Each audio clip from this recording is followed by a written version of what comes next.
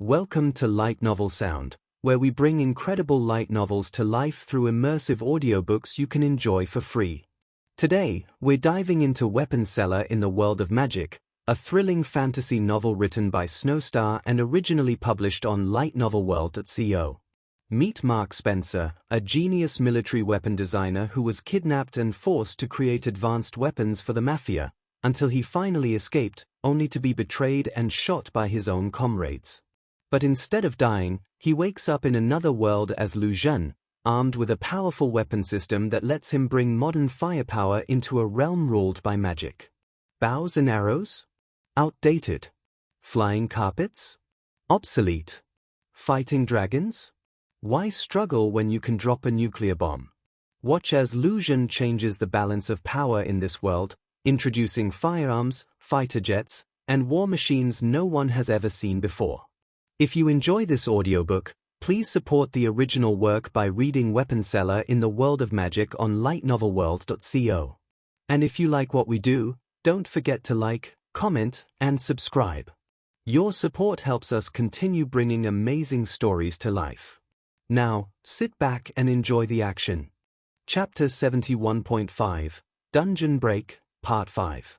On the land of Thousand Lakes, a tank was traveling at 80 kilometers per hour, hitting its maximum speed. Due to a long detour to take the enemy from surprise and also due to not-so-good pathway, it took an entire half an hour for Mark to successfully reach the other side of the army. He pressed the brakes and stopped the tank, about half a kilometer away upon finally seeing the outer layer of the formation. What are those two? Through the screens, Mark saw two giant hounds along with tiny ones. He doesn't know their grade or their strength, but the least he could estimate that they were fierce beasts and probably of the four-circle realm or above. This was the first thing he assumed. But then, as he zoomed in and observed the battlefield, he found there were three more two-headed giant hounds on the other side and they appeared to be in the middle of battle. 5 of them? And 2 large in size.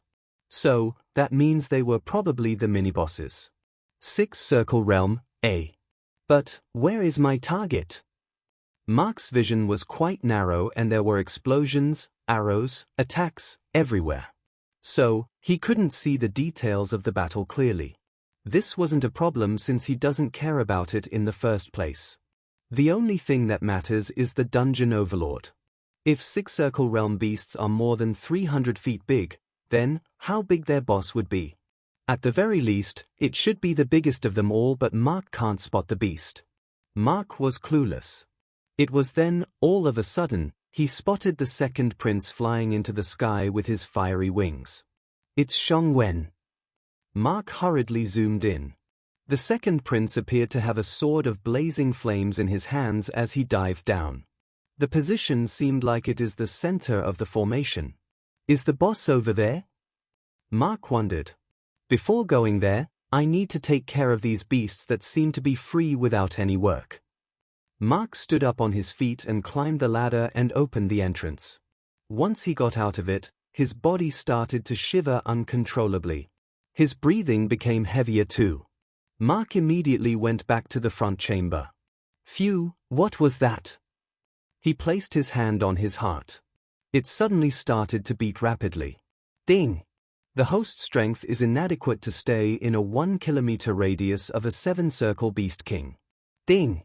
Please move back 253 meters or more to annul this effect.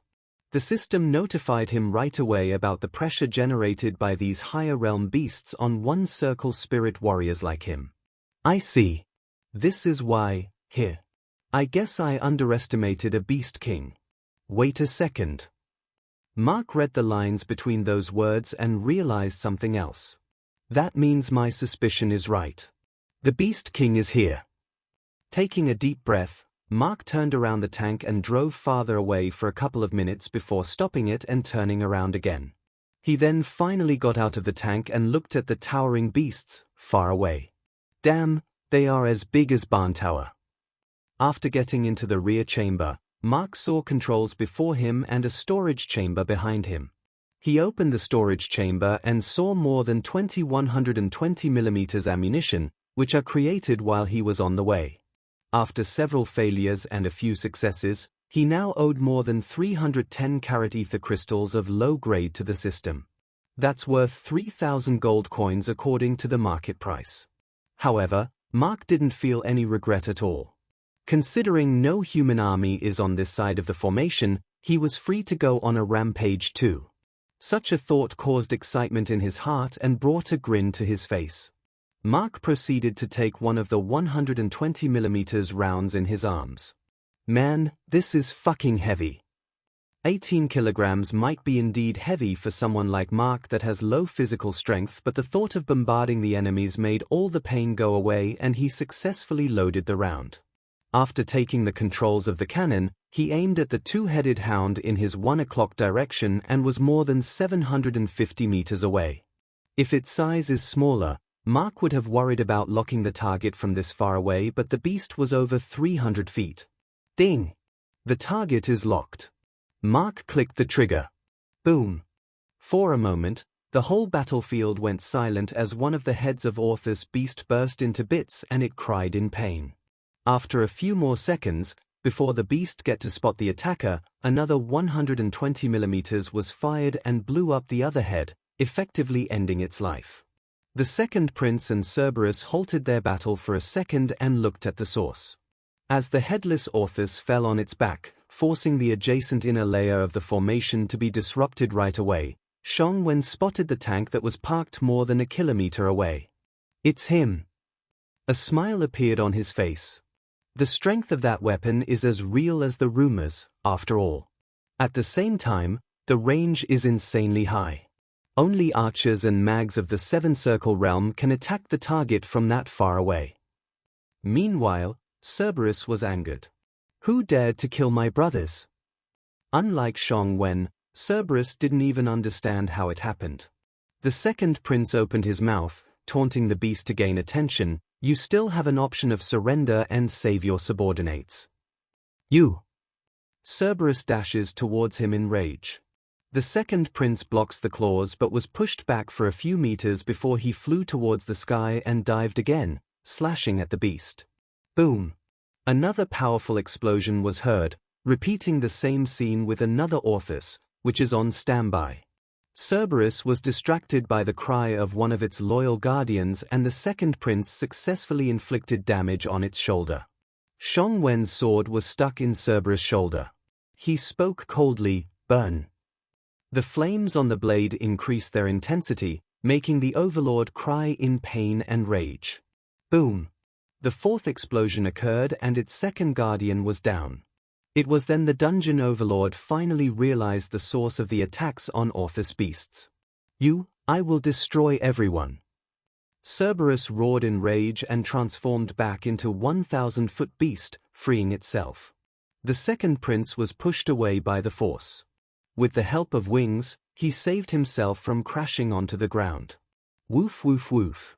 The three heads barked once again. As soon as the orders were passed, the hounds that were staying in the formation rushed out forward, suddenly. Meanwhile, the second prince unleashed his skills while flying higher to Cerberus' eye level. The Flaming Sword of Eternity. Wrath of the Phoenix Flare. Xiongwen raised his semi-divine grade sword as he unleashed his swordsman skill. It was becoming bigger each second. At the same time, his free left hand is conjuring a scarlet flame. The flame was also getting bigger and started to take the shape of a phoenix. Unlike others, he was a twin-profession spirit warrior, although he only possessed a single attribute of fire. He can unleash mage skills and swordsman skills at the same time. The scarlet flames in the form of phoenix rushed towards the beast while a giant 200 feet big flaming sword was formed in Xiongwen's hands. Woof woof woof. The three heads barked once again, but this time, they weren't just loud but they generated powerful sound waves like a sonic boom. The flaming phoenix, the four-circle beasts, the three-circle beasts, nearby experts, the second prince, everyone in 100-meter range was pushed away with a powerful sound wave. The eardrums of the three-circle realm experts were ruptured, the four-circle realm experts started to feel dizzy. Cerberus then locked onto the second prince who once again managed to resist the attack and was flying towards it. The three-headed hound lightly kicked the ground and took a leap towards the incoming enemy. Within a fraction of a second, it was already before the second prince, and the hound raised its paw and swatted him with its full strength. Shang Wen was hit directly and flew back, crashing onto the rocks on the hill without able to resist it. Once it took care of the pest, the beast finally turned around and looked at the tank that was coming from behind. "It's your turn, killer of my siblings," Cerberus roared in human tongue and leaped towards its next target.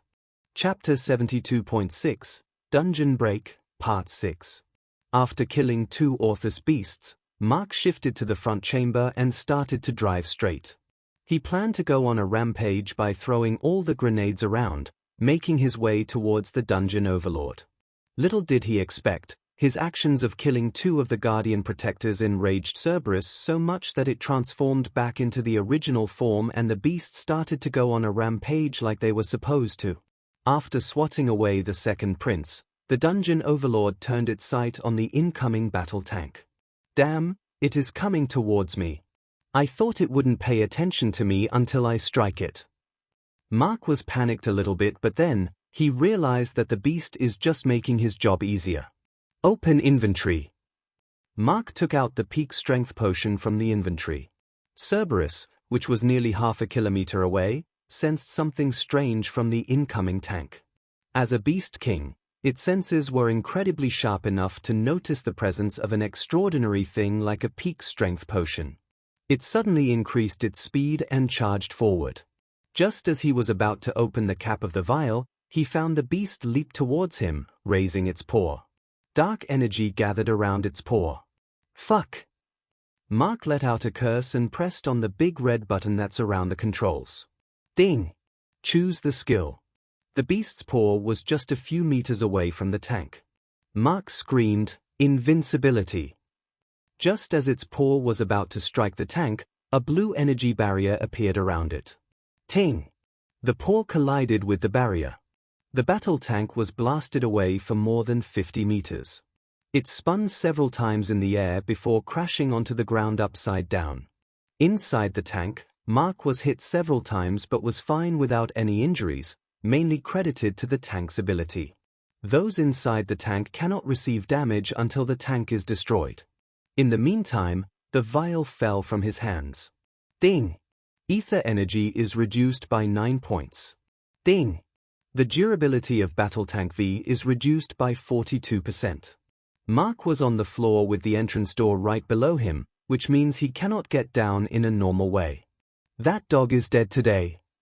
He was naturally angered. The invisibility skill can only block the full-powered strike of a 6-circle realm beast.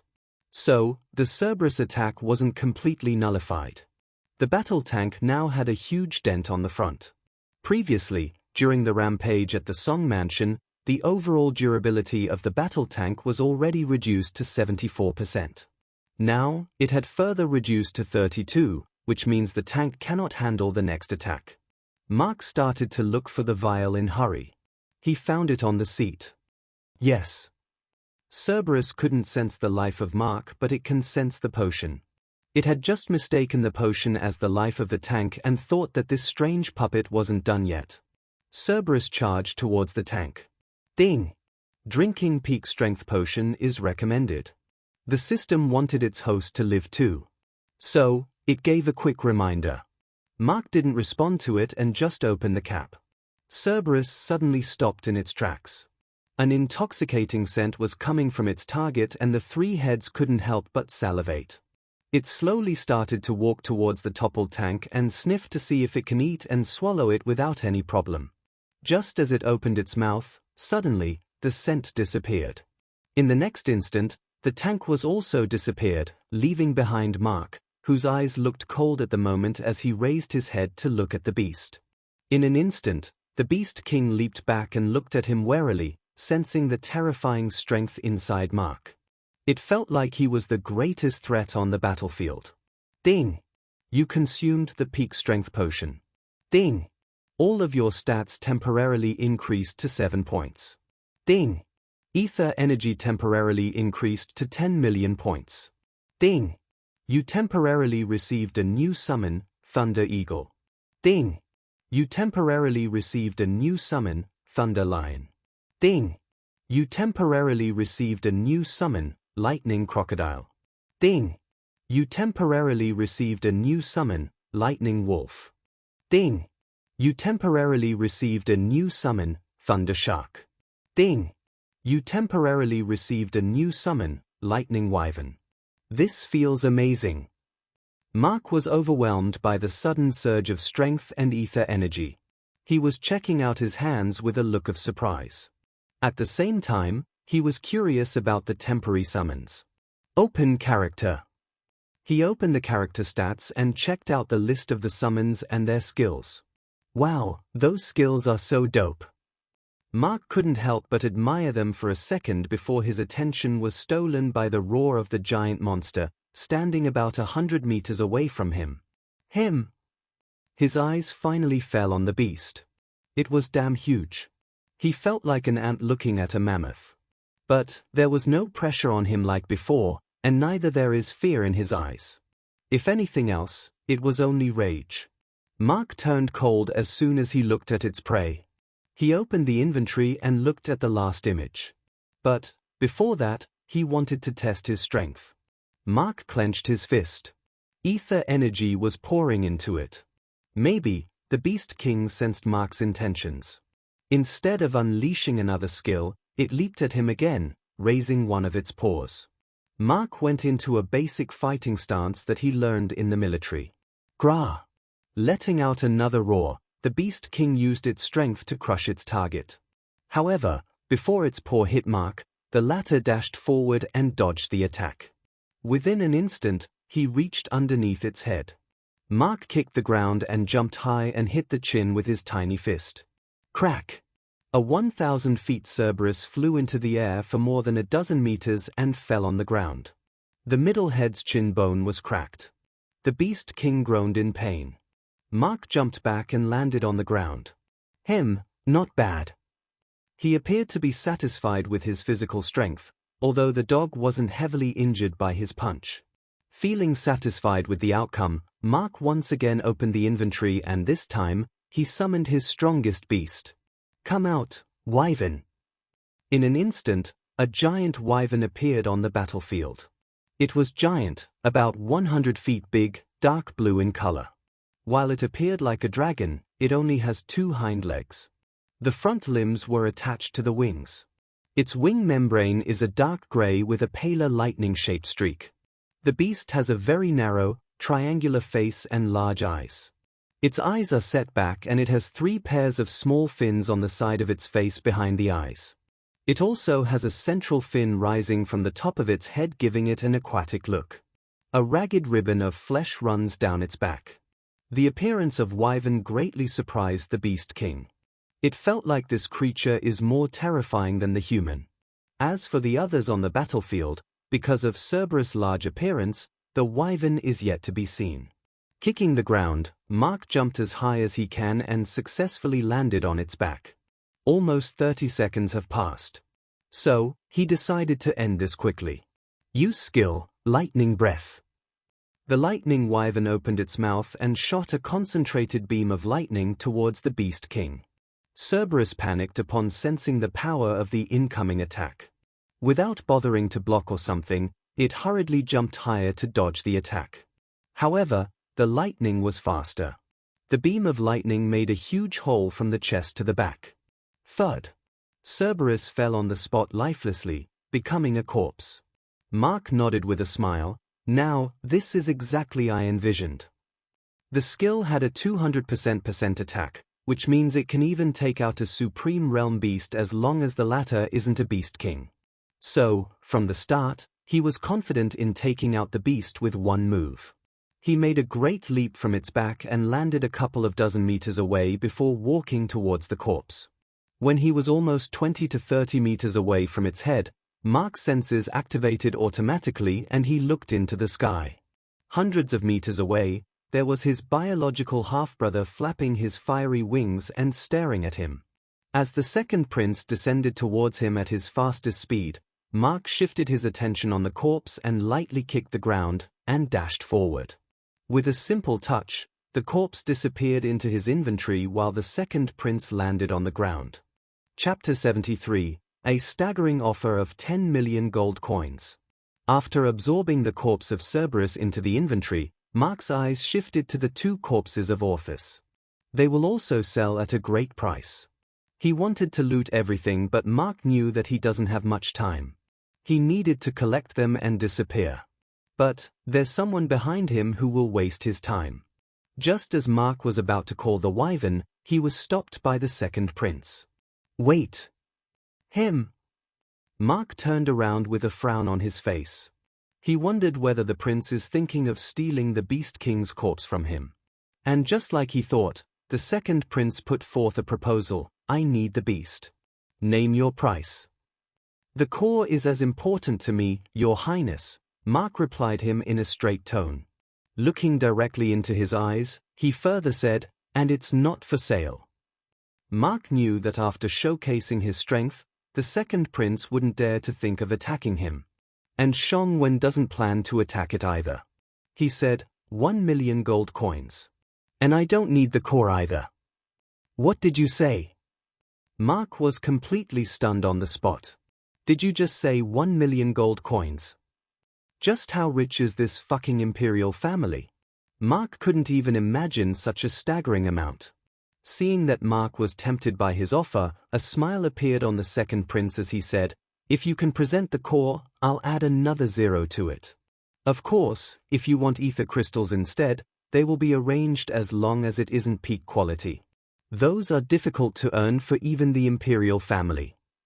10 million. Mark felt like fainting right away.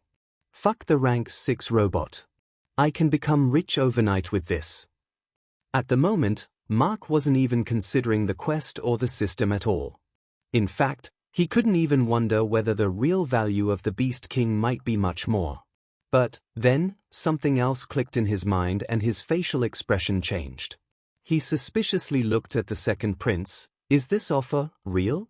Can you procure such a huge amount all by yourself? Shongwen expected such a question and Mark didn't disappoint him. He replied truthfully, only the Emperor has the right to provide such amount. And it will also result in more than 1/10 reduction of our entire treasury. However, I put my position as the Imperial Prince and the General of the Southern Imperial Army and will assure you that the deal will go through as long as you agree to it. If it doesn't happen, you won't lose anyway. The second prince knows the value of the Beast King more than anyone. If he can consume the core, he will instantly surpass even Bai Zun. It was the only thought in his mind. As for how he will convince the Emperor, that thing can be thought of later. After receiving the second prince's assurance, Mark became ecstatic. He thought of this as a heaven-sending opportunity and go through it. Just as he was about to speak, the system put a stopper on his plans. Ding! You received a trade request. Ding! Trade the corpse of Cerberus in exchange for a lottery pick ticket and 1 crystal-graded attack helicopter. Ding! Using a lottery pick ticket, the host can pick the item of his choice in the lottery for once. Ding! Warning! Trade request has a condition attached to it. The host cannot sell the core to anyone but submit it to the system. A lottery pick ticket and a crystal-graded attack helicopter. A sudden offer from the system forced those words of agreement to swallow down the throat. Mark knew what kind of a golden opportunity is this.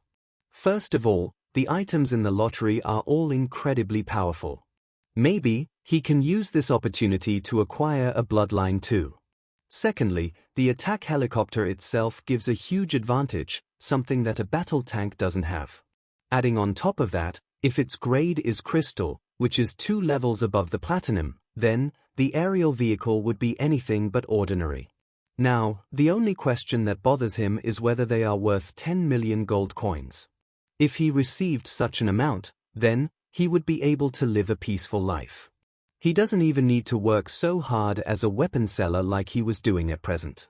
Now that he was already a spirit warrior, he can also try to become a powerful summoner instead. According to the system, there are 4 ways Mark can become stronger. First, he can kill 1,000 beasts of the same realm to break through to the next rank. Second, he can absorb ether energy from the ether crystals like everyone. Third, he can obtain stat points as rewards from the emergency quests. Fourth, he can consume those stat pills from the system store and raise his stats. With enough money, he can simply choose the second option and raise his strength. Or he can also choose the first option by employing higher realm experts as guards. They will hold the beast down and he will finish them one after another. There was that way. However, there was no guarantee that this deal will go through. After all, the decision lies with the Emperor, someone Mark intended to kill in the future. On the other hand, if he refuses to deal and trade with the system, he will receive a rank 6 robot upon completion of the quest. And along with the android that is more powerful than Alan, he will receive those 2 rewards too. They would ensure that he will appear stronger no matter what level he will be. However, he had to continue his business like usual and might offend the second prince. Mark felt like both have their own advantages and disadvantages. He doesn't know what to choose. The second prince saw a look of hesitation on Mark's face. He wondered, what happened? Just a moment ago, he appeared like he is interested in this deal. Perhaps, he was thinking about a greater price. The second prince waited in patience, ignoring the cries coming from the battlefield, located more than half a kilometer away. While Wen was anticipating a piece of good news from Mark, the latter remembered something even more important. Why am I even thinking about choosing the gold? Even without much money, I can still become a powerful summoner. Moreover, it is just 10 million gold coins.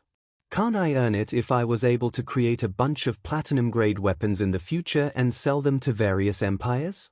The potential of battle tanks, aircraft, and missiles isn't something that can be ignored for a short-term gain. When finally he got out of the temptation, Mark hardened his gaze and rejected the proposal. Wen's facial expression darkened in the instant. You don't want to sell even the corpse? Yes, I decided to send it to our partner for custom-made equipment. Mark turned around, giving a quick excuse. But then, as his eyes fell on the headless Orthus beasts, a quick idea popped up in his head, and he said, Your Highness, those 2 Orthus beasts were killed by me. I have the right to claim their corpses. If you want, I can sell those 2 along with the cores. Cores of Orthus beasts? Wen, who was earlier offended by Mark's words, fell into thoughts. Their corpses are useless to him for they can only produce gold-grade equipment, albeit high quality. However, the cores were different. While they can't be compared to the core of a beast king of the 7-circle realm, they will still make him stronger. In the end, after thinking hard, he asked, How much? Mark doesn't know how much they are worth either. So, he replied, Visit my store when you come to the Imperial City, Your Highness. Until then, I'll hold on to them. Whistle. He let out a whistle and the lightning wyvern came towards him. After leaping onto its back, the 100 feet 7-circle realm beast flew towards the battlefield. The prince didn't waste the time too. He flapped his phoenix wings and followed the wyvern from behind.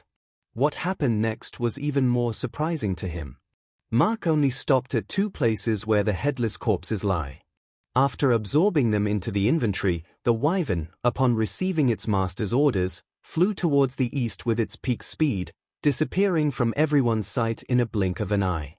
What just happened? What is that beast? Who is that expert sitting on top of it? Several questions popped up in the heads of other 6-realm experts while they continued to battle their opponents. No one saw Mark's face clearly and no one knows his identity except for Wen. In the next 4 minutes, the lightning wyvern, with over Mach 4 max speed, traveled for nearly 300 kilometers and almost covered 1/4 of the distance to the Imperial City before Mark ordered it to land him in the middle of the wilderness. Unknowingly to Mark, he was revered by hundreds of people after this incident. Wen kept Mark's identity hidden and believed that there might be a reason Mark is in the Imperial City, after all. So, once the battle is over with the deaths of the remaining Orthus beasts and the surrendering of more than a dozen 5-circle realm hounds, Wen informed everyone that the dungeon overlord was killed by a wyvern summoner, earning Mark a nickname, the Cerberus Slayer. Chapter 74, The New Android Assistant Alina Spencer. Somewhere in the wilderness. The night passed away and the morning arrived. The sun slowly rose from the east. At a lake, some animals are drinking water while some elephants are enjoying the bath. Nearby the place, there's a tank parked around. It looked a little bit worn out. There were cracks on the windshield. Inside the tank, Mark appeared to be in a deep sleep in a seating position. He slowly opened his eyes and took out his pocket watch from the inventory. It's already 6:30? Mark opened his eyes wide in realization. Getting out of the door, he stood on the roof of the tank and stretched his body. Man, it's tough to sleep like that. How long has it been since I slept in a seating position? The last time, was it at high school? Yawn. Mark looked around and mumbled, "It looks like this place wasn't affected by the dungeon break." During the process of dungeon break, the nearby lands were turned barren, but here, where Mark was standing, the grassland is lively with herbivores, wild animals. However, no animal is willing to come 10 meters nearby the tank. They appeared wary of it. Maybe, it's their natural instinct of the predators. As they were only harmless animals that don't attack humans unless they were attacked, Mark dismissed the battle tank and finally opened the pending notification to proceed with the trade. Ding! You completed the emergency quest, Dungeon Break. The reward is sent to the inventory. Ding! You traded the corpse of Cerberus. Ding! 1 lottery pick ticket and 1 fully loaded attack helicopter are sent to the inventory.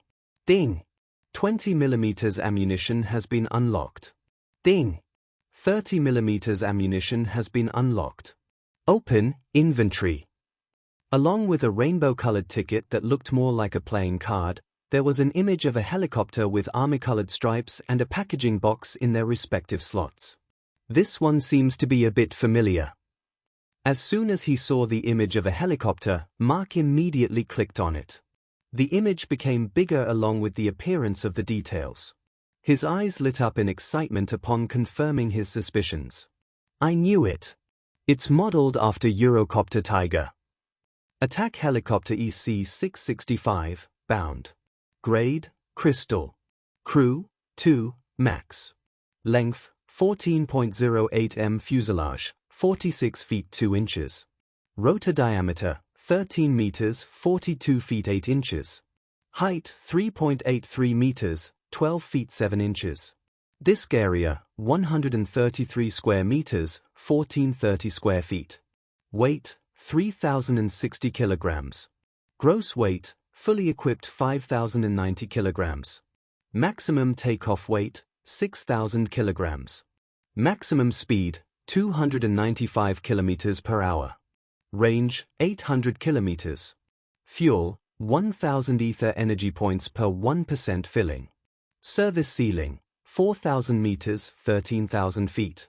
Rate of climb, 10.7 m/sec. Armament. Guns, 30mm cannon in a chin turret, with up to 450 rounds. Inner hardpoints, 4x air-to-surface missiles, 20mm autocannon pod, 12-barrel, 240 rounds. Outer hardpoints, 7x 70mm unguided rockets, 2x air-to-air missiles. Additional attachments, available.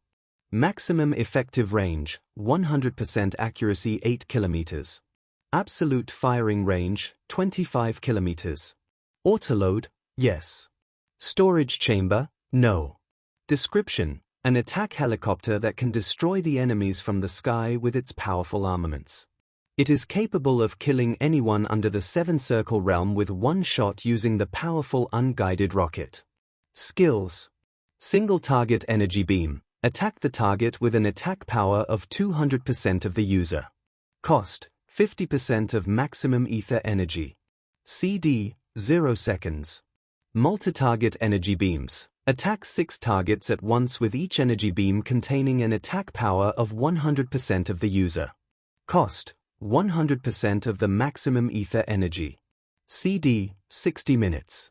Auto attack. Using a 20mm autocannon pod, shoot down the enemies with ether bullets with the power of rank 4.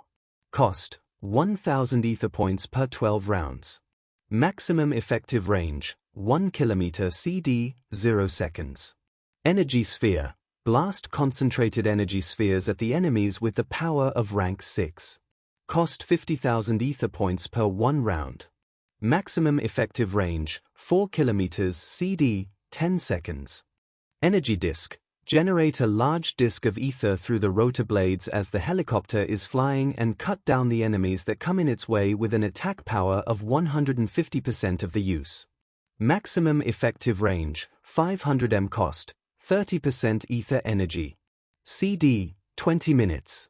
Stealth. The helicopter can turn invisible to escape the enemy's senses as long as the target is a 7-circle realm or lower. The effect will be gone as soon as the vehicle is engaged in a battle. Cost, 1% ether energy per 1 second. CD, 10 minutes. Damn, so many skills. No wonder it is a crystal-grade weapon. Mark was completely satisfied with the attack helicopter. Previously, there was this tiny bit of suspicion on whether the system is purposely not letting him get rich, but now, he felt like it was worth rejecting Shongwen's offer. Of course, there's also a bit of disappointment, which is that he cannot buy missiles for the helicopter just like he can't buy the ammunition of the battle tank. The only way to buy them is to either get stronger or wait for an emergency quest where he will get temporary access. Still, all is not lost. The system also gave him the reward of 30 and 20 mm ammunition for the cannons. Considering the 30 mm is as powerful as rank 5, full-powered strike from 5-circle realm, Mark can use the helicopter as he wishes. As for the fuel, he needed to buy ether potions from the potion store run by the Alchemy Guild. Okay, now, let's get that bloodline. Closing down the window, Mark proceeded to open the lottery system. 21 sections, only 5 are available. Plus 2 chances, random bloodline, upgrade stone, unique skill, and question mark. Below the lottery wheel, the button spin is grayed out and the timer below it, displayed, 22 hours 37 minutes. I guess I need to wait another day. Maybe, I should use it after spinning the wheel normally. If I'm successful, then, I can use the lottery pick ticket and choose another one. Yep, let's do that. Mark closed down the lottery too and went back to the inventory. Let's see what kind of android I will receive this time. Considering the new android is going to be more powerful than Alan, Mark was naturally excited. He clicked on the slot with the packaging box. A familiar blinding flash occurred before his for a couple of seconds and a beautiful young woman appeared before his eyes. Just like Alan, not only her eyes were blue and her body proportions were too perfect, but she was also having his face with no expressions and lifeless eyes. Even Mark was stunned for a couple of seconds, looking at her peerless beauty. To this date, in this current world, Song Yu was the most beautiful person in Mark's eyes, but now, it seemed like this android beat her. And the outfit of Tsuju style only complemented the android's beauty. Thankfully, his mind was strong and he knew that she's just a robot. So, Mark managed to get out of the stupor and then, took a clear look at her as he felt she had similar features to Alan. Now that I think about it, if I place Alan beside her, both of them could be easily passed as siblings or even twins. Ding! You received an android assistant. Ding! Please name the assistant. After thinking for a while, Mark opened his mouth. I don't have any extra cousins or siblings to name you after them, nor do I intend to give the names of my friends whom I had forgotten long ago. But, you are also like Alan and I will be impartial. So, I will also take you into the Spencer family just like him. Both of your names will keep reminding me all my life that I'm not Lu Zhen but Mark Spencer. Hence, I name you Alina Spencer. Once the naming ceremony is over, the female android's lifeless eyes finally blinked before she greeted him with a bow. Greetings, Master. Unlike Alan's straight tone, her voice was too sweet and Mark shivered for a second as if he felt she was seducing him or something. He repeatedly shook his head and reminded himself, she's a robot, you idiot. Not a human. You can address me as Big Brother too, just like your elder brother. Alina tilted her head in confusion, wondering when she had an elder brother. In an instant, Mark saw little ones and zeros in her pupils before she gave a shocking response. As you wish, big brother. Eh? A smile on Android. Chapter 75. The Town of Daking. Her words were the same as Alan, but her actions were a bit different. Instead of a salute, she folded her hands together, interlocking her fingers while letting out a smile on her face. Eh? Smile? Mark was stunned once again. He thought she was expressionless like Alan, but that was before she got activated. However, once she was activated, even Mark had trouble believing that she was an android, not a sweet girl from the next door. Is it because I named her Alina? For a moment, Mark couldn't help but wonder, considering the name of the word means bright, beautiful. He proceeded to inspect her to check the details. Name, Alina Spencer. Spirit path, assassin. Rank, 6 circle, intermediate. Skills. Active. Shadow cloaking, turn invisible for 60 seconds. In this state, the android can also attack the enemies but can only escape the senses of 6 circle and below spirit warriors or beasts. CD, 30 minutes. Short teleportation, the android can teleport 100 meters away. CD, 30 seconds. Shadow daggers, the android can absorb the natural energy and manifest twin energy daggers to slice the enemy at any time of the day. CD, 0 seconds. Twilight shackles, the android can absorb the natural energy and manifest 3 chains with a blade at their respective edges and pierce the enemy to inflict heavy damage. The enemy who was pierced by the chains will also lose their movement speed by 50% for 5 minutes as long as they are of 6 circle and below realm. CD, 10 minutes per chain. Passive. Aegis of Night. The android's strength increases by 1 rank after the sunset and is immune to all curses. Interrogation. The android can openly bewitch the minds of any spirit warrior of 5 circle and lower realm with a simple talk and extract the needed information. No wonder I was attracted to her, despite knowing that she isn't human. Mark was obviously amazed by Alina's skill list. They were a lot different from Alan. The only thing that's a letdown is the passive skill. Alan may be weaker, but he has a better passive skill. While Alina's passive skills are something that everyone would want to have, according to Mark, Alan's passive skill of being immortal during daytime is superior. Big brother, I'm waiting for your orders. Alina once again spoke in her usual sweet tone, making Mark extremely uncomfortable. For a moment, he regretted letting her address him as Big Brother. But, then again, if she addresses him as Master with such a sweet yet seductive voice, it will be even more uncomfortable. Mark can't do anything to do with her personality, but what he can do is to get used to her presence. Ah, yes. Let's see. Mark thought for a bit and asked, Alina, do you have a distinctive map function? Alina nodded and proceeded to scan the place around. After 10 seconds of silence, she spoke. Big brother, we are at the place called Tangshuan Lake, 725 kilometers from Imperial City and at the border of Jin Province. There's a village named Xingtai nearby, 6 kilometers away from here if we walk towards the south and cross the woods. But, if we go west and enter Sui Province, there's the town of Daking, 39 kilometers away. We can take rest in an inn. Mark was surprised by the information she gave him. It's not that she managed to find the place names, but it's more like she only spoke the necessary words, unlike Alan, who will continue to blabber unnecessary things like at what latitude and longitude their position is, how many animals there are around, what types of animals are they, what types of trees they are, etc. As for returning home, she never suggested it because Mark didn't want to go yet. After seeing the notifications popping up and how Alan was able to use his inventory despite being far away, he was confident that Alan could operate the store in his absence. Mark wants to take this opportunity to take a few days of break and visit different cities and, if possible, explore a dungeon. Let's go to Daking.